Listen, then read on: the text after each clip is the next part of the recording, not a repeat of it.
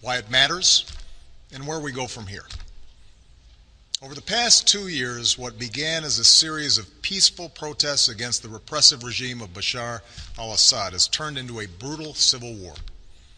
Over 100,000 people have been killed. Millions have fled the country. In that time, America has worked with allies to provide humanitarian support, to help the moderate opposition, and to shape a political settlement. But I have resisted calls for military action because we cannot resolve someone else's civil war through force, particularly after a decade of war in Iraq and Afghanistan. The situation profoundly changed, though, on August 21st, when Assad's government gassed to death over 1,000 people, including hundreds of children. The images from this massacre are sickening. Men, women, children lying in rows, killed by poison gas, others foaming at the mouth, gasping for breath. A father clutching his dead children, imploring them to get up and walk. On that terrible night, the world saw in gruesome detail the terrible nature of chemical weapons and why the overwhelming majority of humanity has declared them off limits, a crime against humanity, and a violation of the laws of war. This was not always the case. In World War I, American GIs were among the many thousands killed by deadly gas in the trenches of Europe. In World War II, the Nazis used gas to inflict the horror of the Holocaust. Because these weapons can kill on a mass scale, with no distinction between soldier and infant, the civilized world has spent a century working to ban them. And in 1997, the United States Senate overwhelmingly approved an international agreement prohibiting the use of chemical weapons, now joined by 189 governments that represent 98% of humanity. On August 21st, these basic rules were violated, along with our sense of common humanity. No one disputes that chemical weapons were used in Syria. The world saw thousands of videos, cell phone pictures, and social media accounts from the attack. And humanitarian organizations told stories of hospitals packed with people who had symptoms of poison gas. Moreover, we know the Assad regime was responsible. In the days leading up to August 21st, we know that Assad's chemical weapons personnel prepared for an attack near an area where they mix sarin gas. They distributed gas masks to their troops. Then they fired rockets from a regime-controlled area into 11 neighborhoods that the regime has been trying to wipe clear of opposition forces. Shortly after those rockets landed, the gas spread, and hospitals filled with the dying and the wounded. We know senior figures in Assad's military machine reviewed the results of the attack, and the regime increased their shelling of the same neighborhoods in the days that followed. We've also studied samples of blood and hair from people at the site that tested positive for sarin. When dictators commit atrocities, they depend upon the world to look the other way until those horrifying pictures fade from memory. But these things happened. The facts cannot be denied. The question now is what the United States of America and the international community is prepared to do about it.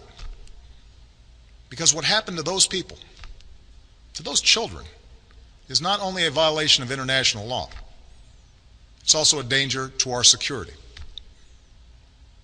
Let me explain why. If we fail to act, the Assad regime will see no reason to stop using chemical weapons. As the ban against these weapons erodes, other tyrants will have no reason to think twice about acquiring poison gas and using them. Over time, our troops would again face the prospect of chemical warfare on the battlefield, and it could be easier for terrorist organizations to obtain these weapons and to use them to attack civilians. If fighting spills beyond Syria's borders, these weapons could threaten allies like Turkey, Jordan, and Israel. And a failure to stand against the use of chemical weapons would weaken prohibitions against other weapons of mass destruction and embolden Assad's ally, Iran, which must decide whether to ignore international law by building a nuclear weapon or to take a more peaceful path. This is not a world we should accept. This is what's at stake.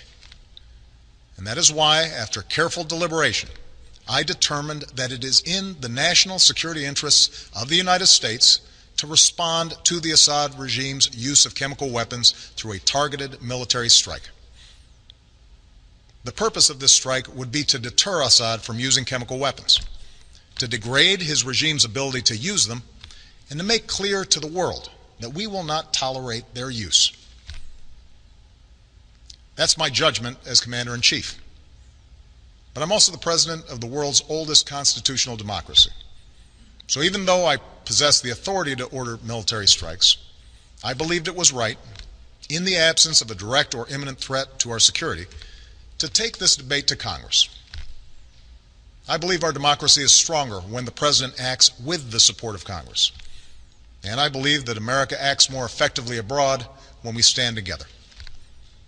This is especially true after a decade that put more and more war-making power in the hands of the President and more burdens on the shoulders of our troops, while sidelining the people's representatives from the critical decisions about when we use force. Now, I know that after the terrible toll of Iraq and Afghanistan, the idea of any military action, no matter how limited, is not going to be popular. After all, I've spent 4.5 years working to end wars, not to start them. Our troops are out of Iraq. Our troops are coming home from Afghanistan. And I know Americans want all of us in Washington, especially me, to concentrate on the task of building our nation here at home, putting people back to work, educating our kids, growing our middle class. It's no wonder then that you're asking hard questions. So let me answer some of the most important questions that I've heard from members of Congress and that I've read in letters that you've sent to me. First, many of you have asked, won't this put us on a slippery slope to another war? One man wrote to me that we are still recovering from our involvement in Iraq. A veteran put it more bluntly. This nation is sick and tired of war. My answer is simple. I will not put American boots on the ground in Syria. I will not pursue an open-ended action like Iraq or Afghanistan. I will not pursue a prolonged air campaign like Libya or Kosovo. This would be a targeted strike to achieve a clear objective, deterring the use of chemical weapons and degrading Assad's capabilities. Others have asked whether it's worth acting if we don't take out Assad. As some members of Congress have said, there's no point in simply doing a pinprick strike in Syria. Let me make something clear. The United States military doesn't do pinpricks. Even a limited strike will send a message to Assad that no other nation can deliver. I don't think we should remove another dictator with force. We learned from Iraq that doing so makes us responsible for all that comes next. But a targeted strike can make Assad, or any other dictator, think twice before using chemical weapons. Other questions involve the dangers of retaliation. We don't dismiss any threats, but the Assad regime does not have the ability to seriously threaten our military. Any other retaliation they might seek is in line with threats that we face every day. Neither Assad nor his allies have any interest in escalation that would lead to his demise. And our ally Israel can defend itself with overwhelming force, as well as the unshakable support of the United States of America. Many of you have asked a broader question. Why should we get involved at all in a place that's so complicated, and where, as one person wrote to me, those who come after Assad may be enemies of human rights? It's true that some of Assad's opponents are extremists, but al-Qaeda will only draw strength in a more chaotic Syria if people there see the world doing nothing to prevent innocent civilians from being gassed to death. The majority of the Syrian people and the Syrian opposition we work with just want to live in peace, with dignity and freedom. And the day after any military action, we would redouble our efforts to achieve a political solution that strengthens those who reject the forces of tyranny and extremism. Finally, many of you have asked, why not leave this to other countries or seek solutions short of force? As several people wrote to me, we should not be the world's policeman. I agree, and I have a deeply held preference for peaceful solutions.